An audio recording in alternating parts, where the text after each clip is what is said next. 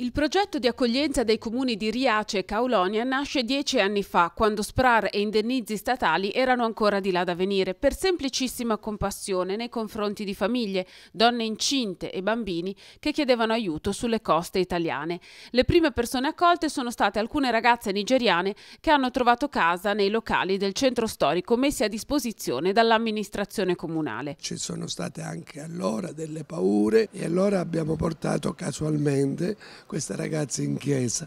dove c'era un parroco che adesso non è più parroco di Kaulonia, il quale ha detto delle belle parole, ha detto: oggi abbiamo un dono, è venuto Gesù, è venuto Cristo a farci visita,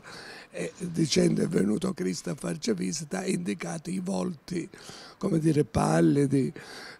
sofferenti di queste ragazze che erano arrivate. Da qui si è aperto un percorso che ha portato Kaulonia e le località vicine a rappresentare l'Italia nella conferenza europea dei comuni sull'immigrazione. Oggi, nella serie di incontri che ha tenuto nel Tigullio, l'ex sindaco del comune calabrese ha ribadito la volontà di trasformare il proprio lavoro in un progetto strutturato da esportare sull'intero territorio nazionale. Un progetto che possa trasformare l'accoglienza, le emergenze che ci sono sui profughi in un progetto di civiltà, di tolleranza, di ripresa anche economica. Vale molto di più salvare un bambino piuttosto che costruire 10 metri di rete fognanti. Se noi comprendiamo questo, è tutto un programma, è tutto un progetto. La civiltà non si misura in pollici per i tubi della tubazione dell'acqua, si misura, voglio dire, nella misura in cui ad altri uomini come noi riusciamo, e non sono solo i migranti,